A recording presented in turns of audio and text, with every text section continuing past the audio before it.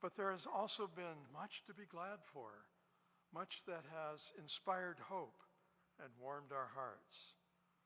The determination and courage of the Ukrainians to triumph over a brutal invasion by a totalitarian power. The determination and good sense of so many American citizens of all political stripes to go to the polls this fall and prevail, if only by just a little, over the toxic tide of racist nationalism and hateful demagoguery that has so poisoned our body politic these past years. Pluralistic constitutional democracy in America may yet see a new day, though many homegrown threats remain. In our personal lives, each of us has won our own personal triumphs, some perhaps large and more often, but just as important, those that are small. We each have received moments of insight, of beauty and joy. We have each enjoyed times of warmth and friendship. And here at First Church, we too have been tested, and we have come together, and we have prevailed. With a wonderful celebration of the 50th anniversary of this magnificent building, this building itself a triumphant affirmation and rebirth by this congregation after destruction by fire. With the joyous celebration of these recent winter holidays, and with a growing sense that the spirit of this great congregation is regathering from a time of challenge, pandemic isolation, the retirement of a long-serving minister, and a complete change of staff, all within a short time. We come together this day in part, as Amanda Gorman said, to honor the hurt and the humanity of the year past. So here we are on this new day. We stand on a threshold, paused for a moment, not entirely sure of our footing, between a familiar past and a future that is unknown.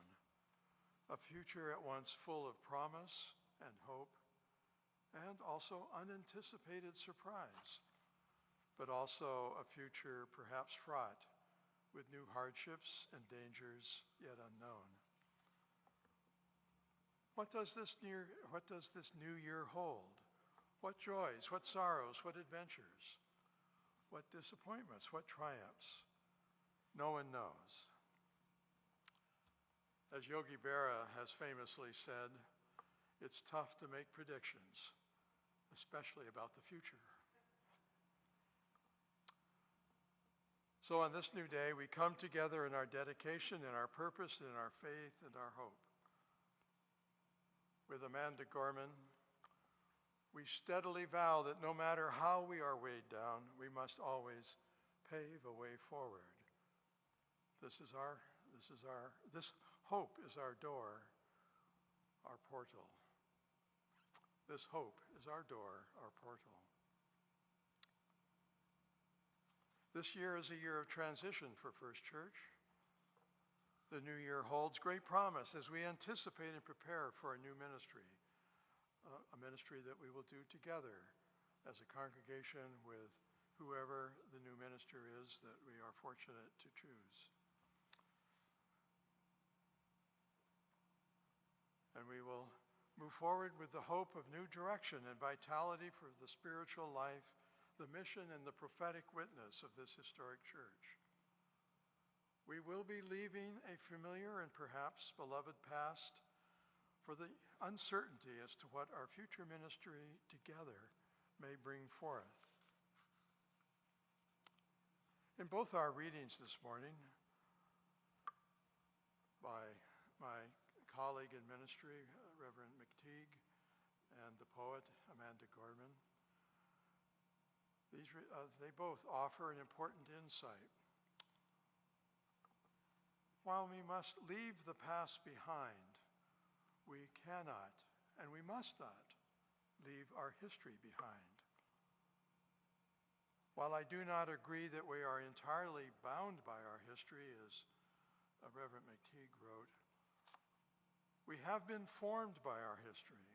It has made us who we are as persons, as individual persons, as a country, and as this church and congregation. Our history has given us language, and it has given us religious language for the human spirit. It has imparted to us values and ideals that stamp our character, and it grounds our sense of personhood and of our community together." As Amanda Gorman wrote, "For when you honor yesterday, tomorrow ye will find. Know what we've fought need not be forgot nor for none. It defines us, binds us as one." So on this new day, we would honor the past. It has made us who we are.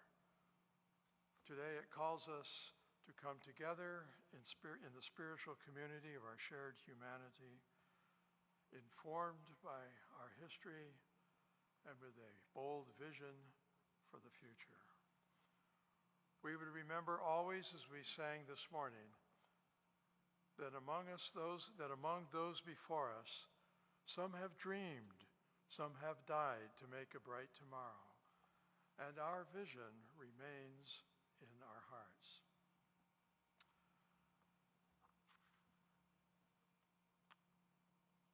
As this church has done each Sunday for nearly 400 years, we come together to renew our great covenant with one another, that love is the spirit of this church, and service is its law, and that where we have failed, and we do fail from time to time, we are human beings after all, we will begin, but where we have failed, we will begin. We will begin in love and in the spirit of kindness and generosity towards one another. We know that we are able to do better. Where we have tended to argue, we will seek to agree. On this new day, we would reaffirm that which is most true, loving, and just, and to be reminded of our moments of highest resolve. So let us not lose courage, but let us go forward in community together. There is so much new justice to do. There is so much new truth to proclaim. There is so much new love to give. There is so much new beauty to bring forth. So let us embrace the invitation Amanda Gorman gives us.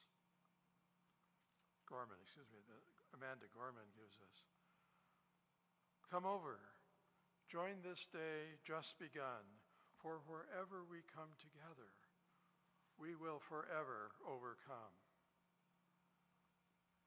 Let this be our hope this day. May this be our prayer. Amen.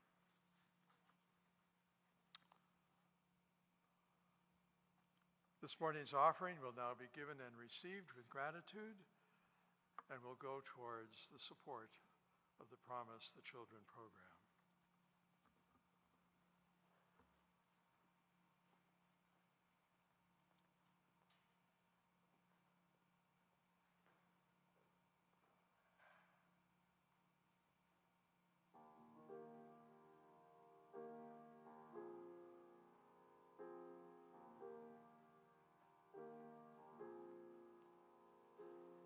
Here we bring you water from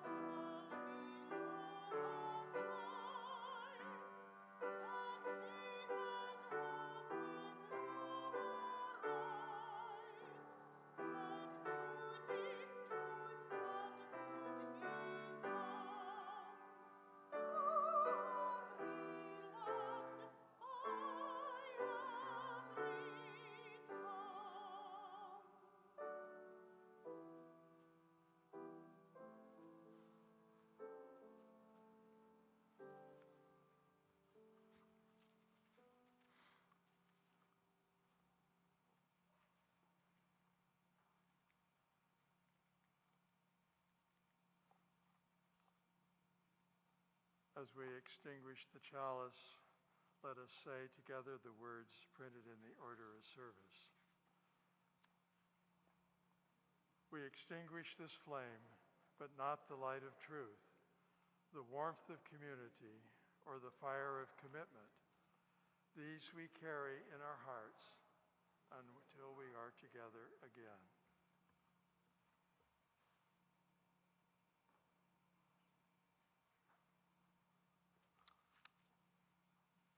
Let us join in singing together as our closing hymn, number 350, The Ceaseless Flow of Endless Time.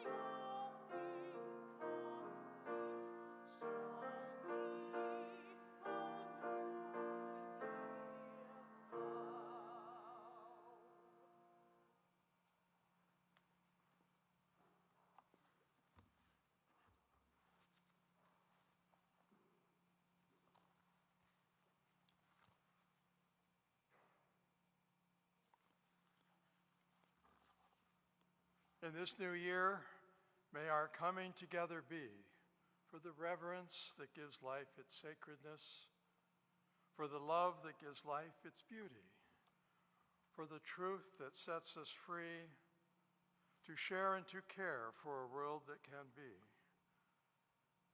Let us go in peace and in joy. Amen.